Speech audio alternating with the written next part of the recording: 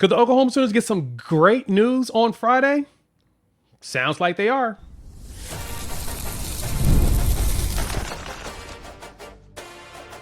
You are Locked On Sooners, your daily podcast on the Oklahoma Sooners. Part of the Locked On Podcast Network, your team every day. Hey, welcome to Locked On Sooners. I'm your boy, Jay Smith. We're going to talk about some recruiting as the Oklahoma Sooners could possibly go 2 for 2 out of the state of Utah. And they have one recruit that they're going after that has set his commitment date. So let's jump right into it. The Oklahoma Sooners have been looking heavily at a couple of guys out in the state of Utah. You've got our big guy, the Maple Mountain, Uhila, Wolfgram, as well as Bode Sparrow.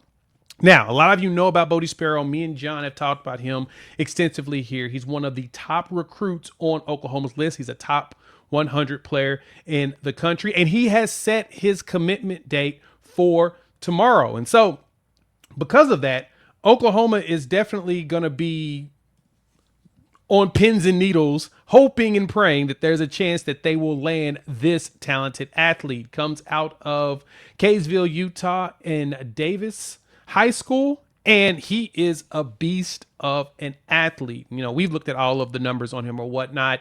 4-star, top 100 player, 77th in the industry ratings. Plus, Rivals have him 59, ESPN has him 127, and 247 has him number 82.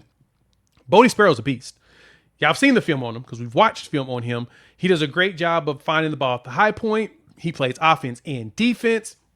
He's a do-it-all guy. And if he comes to Oklahoma, the place that he is expected to play, truthfully, is at the cheetah row. He's at 6'2", roughly 200 pounds. So that means that he's got the body size, the physical makeup to be really effective at the cheetah row. So safety, combination cheetah. Heck, he could be your next Michael Boganowski. He could be your next Reggie Powers. So many options for him just because he's such a versatile player. And because he has set his date for tomorrow, we're going to be on pins and needles to see if Oklahoma can win his services. He would add to a great class that Oklahoma has. We'll look at that class here in just a moment, but he made that announcement a couple of days ago that he's going to go ahead and do his commitment live. And when you look at the competition, we're talking about BYU, Oregon, and Utah. Now, Bode did his visits. He did Oklahoma first, and he did the others afterwards. And this past weekend, he was at BYU. And so the big question was, all right, he went and visited BYU, one of the local schools, just like University of Utah. How did that fare? And it sounds like on the BYU side that it was a very good visit for him. Like, it was good. They felt like they made an impression, and they felt like they probably made a good movement in the recruitment of Bode. But the thing that jumped out to me most in all of that is that the BYU guys had went ahead and put in predictions for a lot of the kids that did their visits over the weekend. One name that was missing from a lot of those predictions was Bode Sparrow. Nobody's put anything in for him. He's already got predictions for Oklahoma on both 247 as well as Rivals. A lot of predictions are leaning heavy on the Sooners. And so in that case, a lot more people are pretty confident that the Sooners can land his services. We already know that Crew Jones, another Utah player, has been working hard on getting Bode Sparrow to join him in this class, as Oklahoma's sitting with, depending on the site, the number 4 class over at Rivals and the number 1 class at 247. We know that Oklahoma is pushing hard to land his services. Like, there's a very good chance that Oklahoma could win this, but it's not one that's a guarantee or a slam dunk. We know Bode wants to be at Oklahoma in our personal opinions and in our hearts, but he is taking his time and going through the process, which we can appreciate. There's nothing wrong with the kid taking his time and understanding where he truly wants to play ball at. But Brandon Hall has also done a really good job of building this relationship and making him feel comfortable. So with Oklahoma's 25 commits so far, he would join he'd be one of the top guys. He'd be up there with a Gabe Osborne and Caden Penny, a Seneca driver. But on the defensive side, him and Cooper Whitten would basically be in Gabe Osborne are your top 100 guys. That will be the third one if Oklahoma can pull this off. Crew Jones, still a beast, of course, and in that safety room, it's him and Jalen Scott right now are your two guys there in the safety room. With some of the corners, I think Mikael McCreary may migrate or be moved over into a safety role, but Oklahoma is in deep in the trenches for Bode Sparrow. We're just waiting to see if it's going to happen. Let me know what y'all think. We want to know if you've seen or heard anything. But as of right now, what we know is that the Sooners are pushing hard to land Bode Sparrow. They just got to, seal the deal. And that'll be tomorrow, as I showed you the date. It'll be at 3 p.m. Eastern, 2 p.m. Central. It's going to be live on the YouTube channel for 247 Sports. We'll be tuned in, and we'll probably drop a video right afterwards to discuss whichever direction he goes.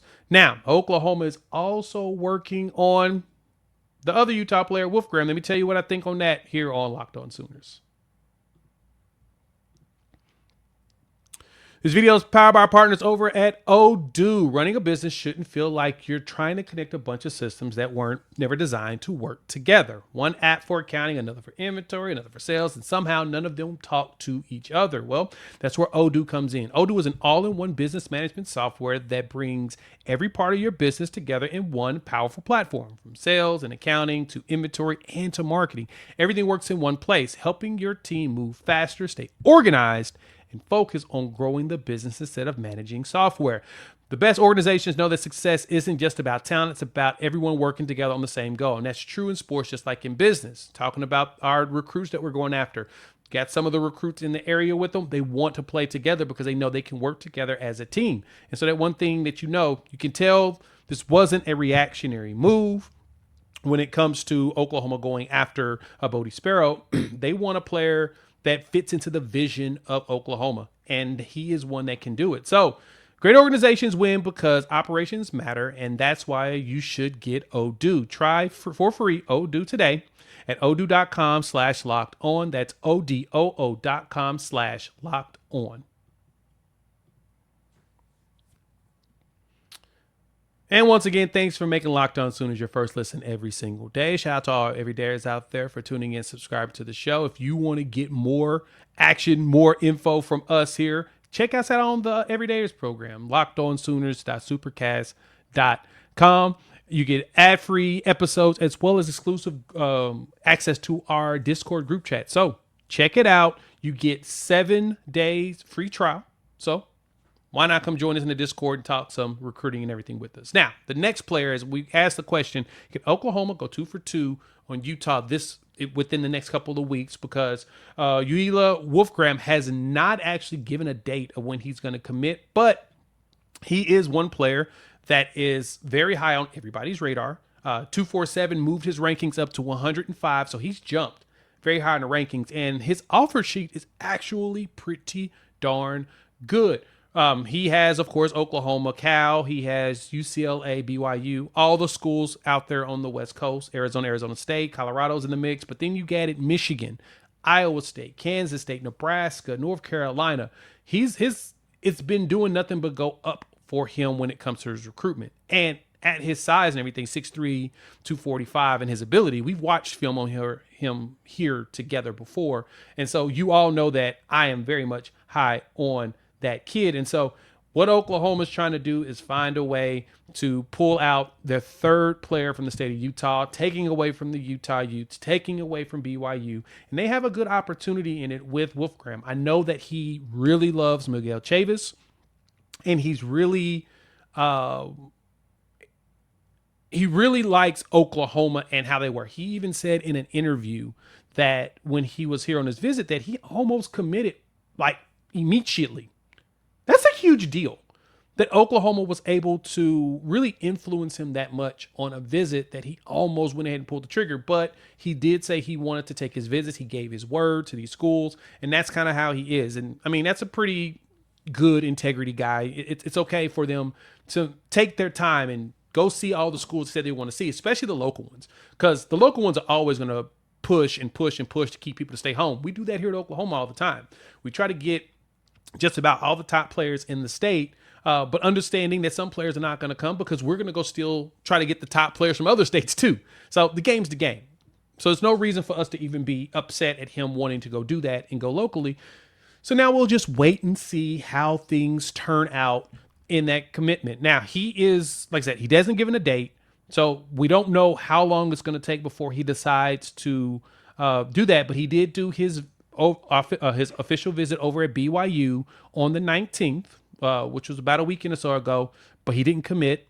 And BYU, all their beat writers and stuff, no one has actually put in any type of predictions or crystal balls or anything for him as of yet. And so in that case, that makes me feel very comfortable with where Oklahoma sits, while at the same time, not sure where this is going to go, because just because he's showing that he really likes Oklahoma and no one else is feeling it, everybody basically is reporting that he's keeping all this close to the vest. Outside of him talking about his excitement to visit Oklahoma, he's said great things about BYU. He said that great things about, he's been saying great things about everybody.